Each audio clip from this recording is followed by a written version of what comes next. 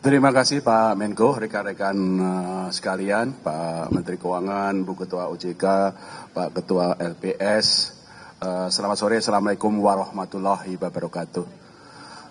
Tadi dibahas dan mendapatkan arahan dari Bapak Presiden mengenai nilai tukar. Berkaitan dengan dua hal penting mengenai nilai tukar. Bahwa yang pertama nilai tukar sekarang itu under value. Under value dan ke depan kita yakini akan stabil dan menguat. Kenapa under value? Tadi disampaikan oleh Pak Menko, fundamental kita itu kuat. Pertumbuhan sangat tinggi, 5,61%. Inflasi rendah. Kredit juga tumbuh tinggi, cadangan devisa juga kuat. Nah, ini adalah fundamental yang menunjukkan mestinya rupiah itu akan stabil dan cenderung menguat. Nah, kenapa dalam jangka pendek ini ada tekanan-tekanan nilai tukar? Sebabnya ada dua, yaitu ada faktor global dan kemudian pada faktor-faktor musiman. Faktor globalnya apa? Yang menyebabkan tekanan nilai tukar dalam jangka pendek ini adalah satu, harga minyak yang tinggi. Dua, suku bunga Amerika yang juga meningkat tinggi. Yield yield US Treasury 10 tahun sekarang adalah 4,47%. Demikian juga dolar yang menguat. Dan Pak Menko tadi mengatakan terjadinya pelarian modal dari emerging market termasuk Indonesia. Nah, memang dalam secara musiman, April, Mei, Juni ini memang permintaan terhadap dolarnya tinggi.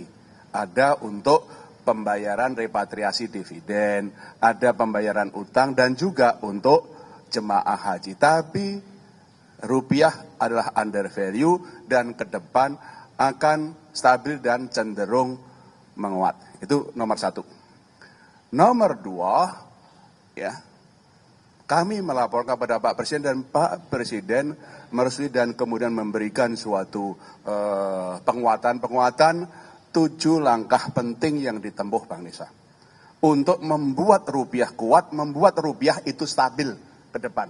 7 langkah pentingnya yang tadi kami laporkan apa? 1, kami akan terus melakukan intervensi secara tunai dan domestic non-delivery di dalam negeri dan juga non-delivery forward NDF di pasar luar negeri, di Hong Kong, di Singapura, di London, di New York. Kami terus akan melakukan intervensi untuk menstabilkan rupiah baik di dalam negeri maupun dari luar negeri. Cadangan devisa kami lebih dari cukup untuk melakukan stabilisasi nilai tukar rupiah itu.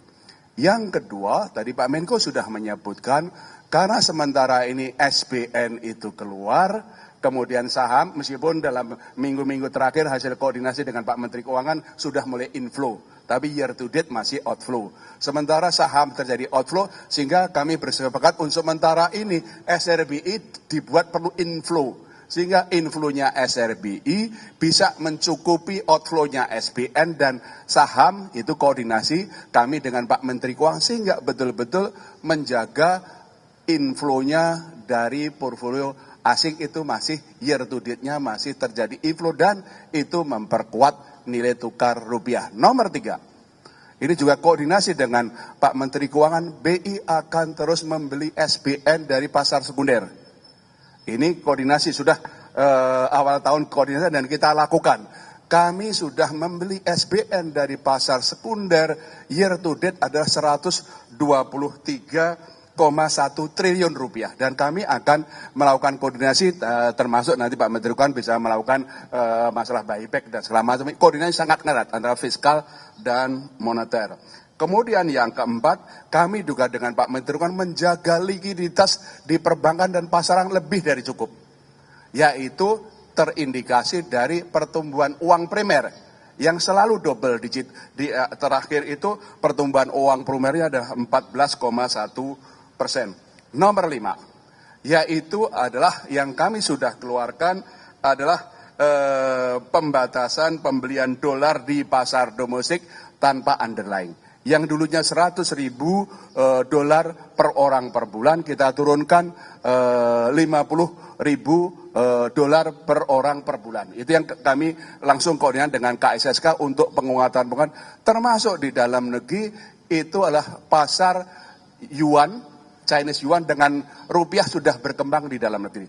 Karena local currency kita dengan Cina sama yuan, Cina sama rupiah itu sangat tinggi dan sekarang sudah mulai terbentuk pasar domestik yuan sama rupiah termasuk ini local currency, sehingga itu mengurangi atau melakukan diversifikasi dari dolar, sehingga itu bisa memperkuat. Nomor 6 adalah penguatan untuk pasar intervensi kami di offshore non-delivery forward, supaya kita lebih mampu mengendalikan perkembangan nilai tukar di offshore, di luar negeri. Selain intervensi yang terus kami lakukan, kami juga membolehkan bank-bank domestik untuk ikut jualan offshore NDF di luar negeri, sehingga pasokannya lebih banyak, sehingga itu akan memperkuat stabilisasi dari nilai tukar rupiah. Nomor berapa? 6 ya.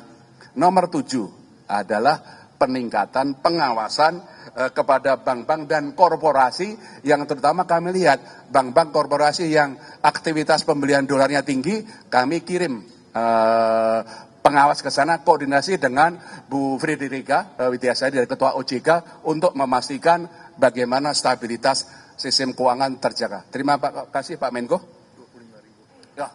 Yang tadi pembatasan pembelian dolar yang sudah kami turunkan dari 100.000 menjadi 50.000, kami persiapkan, kami akan turunkan lagi menjadi 25.000, sehingga pembelian dolar sampai dengan atau di atas 25.000 itu harus pakai underlying.